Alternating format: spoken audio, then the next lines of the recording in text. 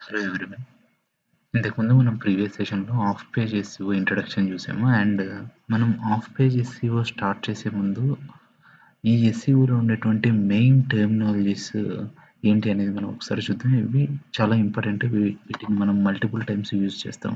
ఎప్పుడైతే మనం ఈ లింక్ బిల్డింగ్ చేసేప్పుడు half page SEO strategies execute చేసే టైంలో. అందులో మనకి ఫస్ట్ వన్ ఏంటంటే back links. A link from another website pointing to your website. Okay. అంటే వేరే వెబ్‌సైట్ నుంచి మన వెబ్‌సైట్‌కి లింక్ రావడాన్ని బ్యాక్ లింక్ అంటాం. అంటే వేరే వాళ్ళ వెబ్‌సైట్‌లో మన యొక్క వెబ్‌సైట్ లింక్ ప్లేస్ అయితే అక్కడ ఎవరైనా క్లిక్ చేస్తే మన వెబ్‌సైట్‌కొస్తారు. Right? That is what back link. బ్యాక్ లింక్స్‌కి ఇంకొక పేరేంటంటే ఇన్‌బౌండ్ లింక్ అని అంటాం. అండ్ ఔట్‌బౌండ్ లింక్ ఏంటంటే మన వెబ్‌సైట్‌లో వేరే వాళ్ళ యొక్క వెబ్‌సైట్ లింక్‌ని ప్లేస్ చేసి ఉంచితే వాటిని ఔట్‌బౌండ్ లింక్ అంటాం. అంటే మన వెబ్‌సైట్‌లో వేరే వాళ్ళ వెబ్‌సైట్‌ని లింక్ క్లిక్ చేస్తే వాళ్ళు మన వెబ్‌సైట్ నుంచి వేరే వెబ్‌సైట్‌కి జంప్ అయిపోతారు. This is one of the important term. And దీని తర్వాత ఇంటర్నల్ లింక్. అంటే మన వెబ్‌సైట్‌లో ఉండేటువంటి పేజెస్‌కే మనం లింక్ ఇవ్వడం. ఫర్ ఎగ్జాంపుల్ నేను మీకు చూపిస్తాను చూడండి. ఇక్కడ నేను ఏం చేస్తున్నానంటే డిజిటోలియన్స్ వెబ్‌సైట్ ఓపెన్ చేశాను. రైట్? ఇక్కడ ఇందులో ఉన్న ఒక బ్లాగ్ సెక్షన్ ఉంది. ఇందులో ఉన్నటువంటి ఒక వెబ్‌సైట్‌కి ఇంకొక వెబ్ పేజ్‌కి నేనేం చేశానంటే లింక్ ఇచ్చేసాను. రైట్? ఇక్కడ చూడండి. ఇది కూడా మళ్ళీ నేనేం చేశాను, ఈ బ్లాగ్ పేజ్ నుంచి మళ్ళీ హోమ్ పేజ్‌కి నేను లింక్ ఇచ్చేసాను. This means internal linking. అంటే మన వెబ్‌సైట్‌లో ఉన్నటువంటి వెబ్ పేజెస్‌కి మళ్ళీ మన వెబ్‌సైట్‌లోనే లింక్ ఇవ్వడాన్ని ఓకే. దాన్ని ఇంటర్నల్ లింకింగ్ అంటాం. అండ్ లింక్ బిల్డింగ్ అంటే process of acquiring back links from other websites. Okay. మనం బ్యాక్ లింక్స్ ఎస్‌ఈఓలో మన వెబ్‌సైట్ టాప్ తీయడానికి మనము బ్యాక్ లింక్స్ ఎర్న్ చేయాలి. రైట్? సో, ఈ మల్టిపుల్ బ్యాక్ లింక్స్‌ని ఎర్న్ చేసే ప్రాసెస్‌ని లింక్ బిల్డింగ్ అంటాం. Okay. And link juice. Okay. Next ఏంటంటే లింక్ జ్యూస్. లింక్ జ్యూస్ అంటే SEO value passes from one website to another website through back link. మన వెబ్‌సైట్‌కి మనం ఏం చేస్తామంటే బ్యాక్ లింక్స్ ఏం చేస్తాం రైట్? అంటే వేరే వాళ్ళ వెబ్‌సైట్‌లో మన వెబ్‌సైట్ యొక్క లింక్‌ని వాళ్ళ దాంట్లో ప్లేస్ చేస్తే మనకు బ్యాక్ లింక్ వస్తది. That is fine.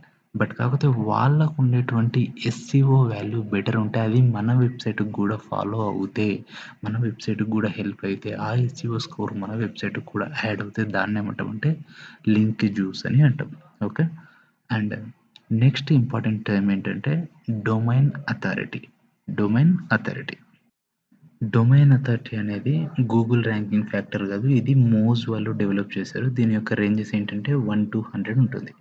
ఇదేంటంటే వెబ్‌సైట్ యొక్క అథారిటీని డిసైడ్ చేస్తుంది. అంటే వెబ్‌సైట్‌లో ఉన్నటువంటి క్వాలిటీ కంటెంట్, వెబ్‌సైట్‌కొచ్చే బ్యాక్ లింక్స్‌ని దాన్ని బట్టి దాని యొక్క వెబ్‌సైట్ యొక్క ర్యాంకింగ్ స్ట్రెంగ్త్‌ని ఇది ఏం చేస్తదంటే ప్రిడిక్ట్ చేస్తుంది. అంచనా వేస్తుంది. సెర్చ్ ఇంజిన్స్‌లో వీటికి ఎంతవరకు ఈ వెబ్‌సైట్‌ల యొక్క ర్యాంకింగ్స్ రాగలుగుతది అని చెప్పేసి ఇది అంచనా వేస్తుంది. దీని యొక్క రేంజ్ 1-100 ఉంటుంది. మనకి మోస్ట్‌లీ 40-60 ఉంటే అది స్ట్రాంగ్ వెబ్‌సైట్స్ అన్నట్టు. 1-20 ఉంటే కొత్త వెబ్‌సైట్స్ అన్నట్టు. ఆర్ 20-40 ఉంటే గ్రోయింగ్ వెబ్‌సైట్స్ అని. ఆర్ మోర్ దెన్ 60 ఉంటే వెరీ టాప్ వెబ్‌సైట్స్ అని గూడా మనం కన్సిడర్ చేయొచ్చు. And coming to the page authority. Page authority అంటే ఏంటిది? డొమైన్ అథారిటీ అంటే complete domain strength. And page authority అంటే పేజ్ స్ట్రెంగ్త్ అన్నట్టు. ఓకే. అండ్ నెక్స్ట్ థింగ్ ఏంటంటే డొమైన్ రేటింగ్. ఓకే. ఈ డొమైన్ రేటింగ్ అనేది ఏహెచ్ఆర్‌ఎఫ్ వాళ్ళు డిజైన్ చేస్తారు. ఇది గూడా గూగుల్ ప్రొడక్ట్ కాదు. సో, ఈ డొమైన్ రేటింగ్ అనేది మన యొక్క వెబ్‌సైట్‌కి చాలా బ్యాక్ లింక్స్ వస్తాయి గదా! ఆ బ్యాక్ లింక్స్ యొక్క స్ట్రెంగ్త్‌ని ఐడెంటిఫై చేయడానికి ఏహెచ్ఆర్‌ఎఫ్ వాడే ఒక మెట్రిక్ ఏంటంటే డొమైన్ రేటింగ్ అన్నట్టు. ఓకే. సో, బేసిక్‌గా 40-60 ఉంటే అదొక స్ట్రాంగ్ వెబ్‌సైట్ అని జెప్పేసి డొమైన్ రేటింగ్ 40-60 ఉంటే అదొక స్ట్రాంగ్ వెబ్‌సైట్ అని జెప్పేసి ఏహెచ్ఆర్‌ఎఫ్ వాళ్ళు డిఫైన్ జేసుకుంటారు. ఓకే.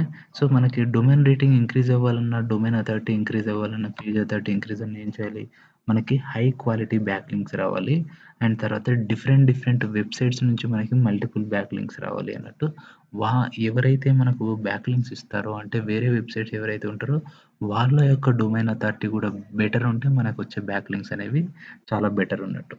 అండ్ నెక్స్ట్ వన్ ఏంటంటే spam score. Okay. Spam score అనేది కూడా మోజ్ వాళ్ళే డెవలప్ చేశారు. ఇదేంటంటే ఒక వెబ్‌సైట్ స్పామ్‌లోకి ఎళ్ళడానికి ఉండేటువంటి పాజిబిలిటీని ప్రెడిక్ట్ చేస్తుందన్నట్టు. ఓకే. అంటే ఆ వెబ్‌సైట్‌లో ఉన్నటువంటి కంటెంట్ ఎలా ఉంది? తర్వాత ఆ వెబ్‌సైట్ వచ్చే బ్యాక్ లింక్స్ ఎలా ఉన్నాయి? ఏమన్నా స్పామ్ లింక్స్ ఏమన్నా వస్తున్నాయా? అని చెప్పేసి స్పామ్ స్కోర్ అనే మెట్రిక్ డిసైడ్ చేస్తుంది. సో, బేసిక్‌గా స్పామ్ స్కోర్ అనేది 30-60 ఉంటే అది మీడియం రిస్క్ ఉన్నట్టు. 0-30 ఉంటే లో రిస్క్ వెబ్‌సైట్. అంటే ఇది వెబ్‌సైట్ ఫైన్ ఉన్నట్టు. 30-60 ఉంటే మనం కొద్దిగా రివ్యూ చేసుకొని దాన్ని సెట్ చేసుకున్నట్టు. ఆర్ 60 అబోవ్ ఉంటే కంప్లీట్ హై రిస్క్ వెబ్‌సైట్ ఉన్నట్టు.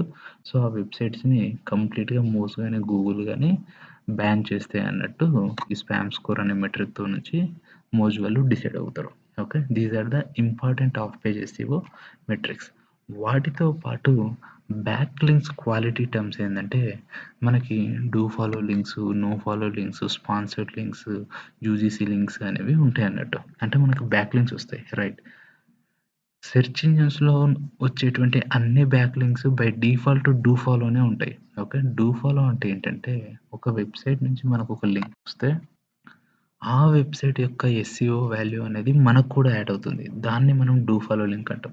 If it is no follow link అంటే ఆ వెబ్‌సైట్‌లో ఉన్నటువంటి ఎస్‌సిఓ వాల్యూ మనకు యాడ్ అవ్వకుండా ఆ వెబ్‌సైట్ వాళ్ళు డిసైడ్ చేస్తారు.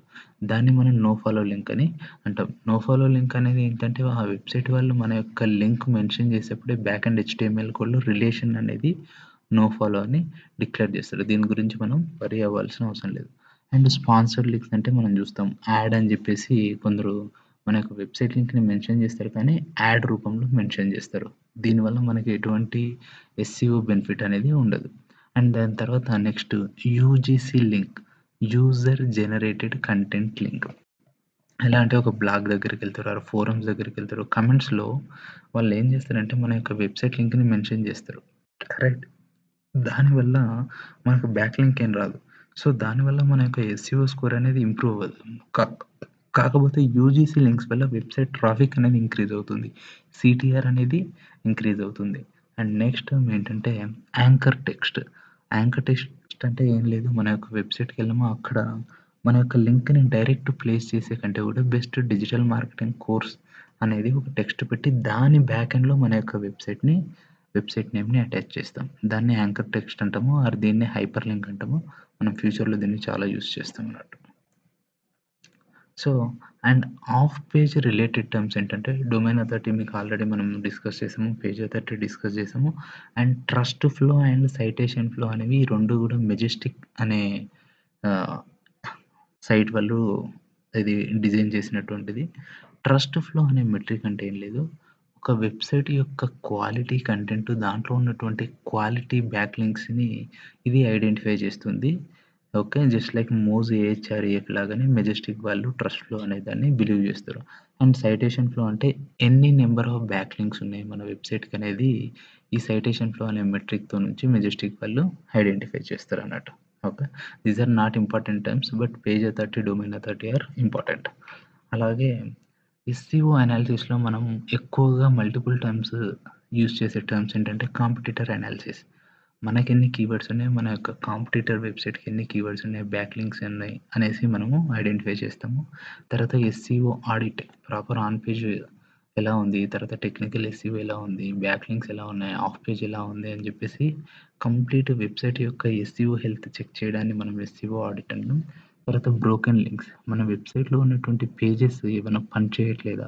ఏదైనా పేజ్ క్లిక్ చేస్తే అది ఎర్రర్ వస్తుందా? వాటిని మనం బ్రోకెన్ లింక్స్ అంటాము.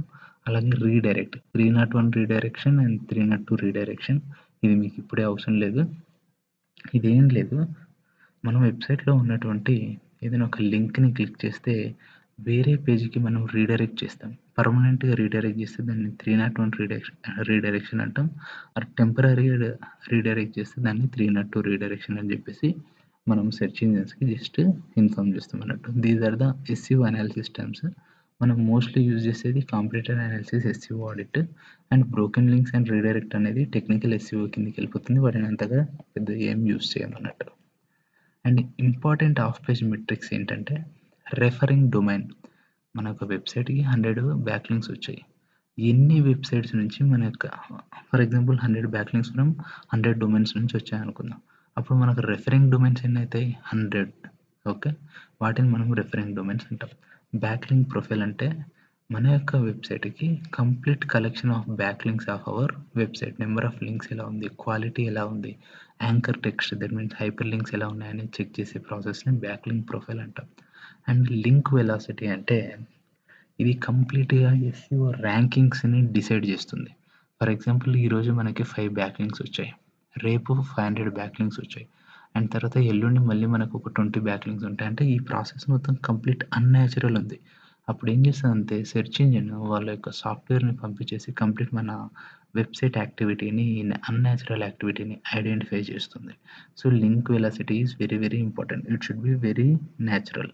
ఒకవేళ అన్‌న్యాచురల్ ఉంటే కంప్లీట్‌గా సెర్చ్ ఇంజిన్ ఏం చేస్తదంటే వెబ్‌సైట్‌ని బ్యాన్ చేసేస్తది. అండ్ న్యాచురల్ బ్యాక్ లింక్స్ అంటే మనం బ్యాక్ లింక్ ఎండ్ చేసే టెక్నిక్‌ని ఒకవేళ మనకొచ్చే బ్యాక్ లింక్స్ చాలా న్యాచురల్ ఉంటే వాటిని న్యాచురల్ బ్యాక్ లింక్స్ అంటాము. టాక్సిక్ బ్యాక్ లింక్స్ అంటే కొన్ని స్పామ్ వెబ్‌సైట్స్ ఉంటాయి. ఆ స్పామ్ వెబ్‌సైట్స్ నుంచి మనకు బ్యాక్ లింక్స్ వస్తే వాటిని టాక్సిక్ బ్యాక్ లింక్స్ అంటాం అన్నట్టు. తర్వాత కీవర్డ్ స్టఫింగ్ యూజ్ చేసి మల్టిపుల్ బ్యాక్ లింక్స్ ఏం చేసేదాన్ని కూడా టాక్సిక్ బ్యాక్ లింక్ ప్రాసెస్ అని మనం అంటాం. These are the important on page factor. So, next session నుంచి మనం కంప్లీట్ హాఫ్ పేజ్ బ్యాక్ లింక్స్‌ని ఎండ్ చేయడానికి లింక్ బిల్డింగ్ టెక్నిక్స్‌లో హాఫ్ పేజ్ ఎస్‌ఈఓ టెక్నిక్స్ మనము ఎగ్జిక్యూట్ చేస్తూ ఉంటాం. Before that we should aware of these terms which are available in off pages. So, these are very very important terms అన్నట్టు. Okay guys, మీకేమైనా doubt ఉంటే ఈ నెంబర్‌కి call చేసి మీరు డౌట్స్ క్లారిఫై చేసుకోవచ్చు. Thank you so much.